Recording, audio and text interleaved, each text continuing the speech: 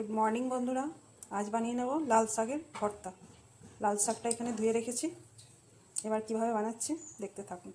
গরম তেলের মধ্যে দিয়ে দিয়েছি শুকনো লঙ্কা। এবার দেবো থেতো করা কিছুটা রসুন।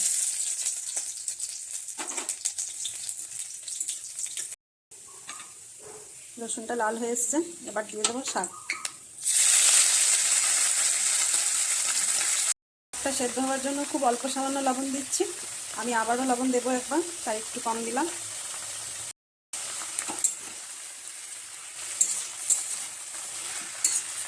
একটু উল্টিয়ে পাল্টিয়ে ঢাকা দিয়ে দেবো। লো ফ্লেম রাখবো। দেখে নেব শাকটা কতটা জল বেরিয়েছে। শাকটা এভাবেই সেদ্ধ করে নেব।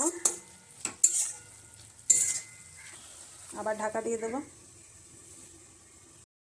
আবারও দেখে নিই শাকটা কতটা সেদ্ধ হয়েছে।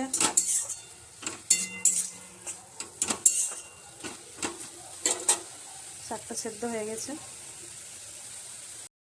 অল্প সামান্য চিনি দেব।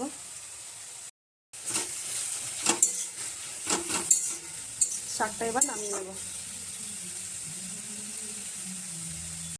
ভর্তার জন্য এখানে নিয়েছি তেলে ভাজা শুকনো লঙ্কা, স্বাদমতো লবণ আর কুচনো পেঁয়াজ।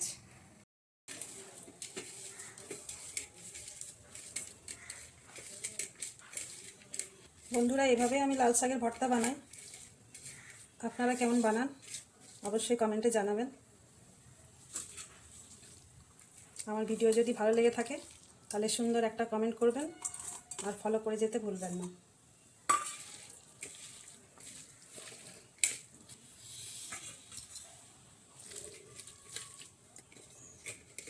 রেডি হয়ে গেছে লাল শাকের ভর্তা।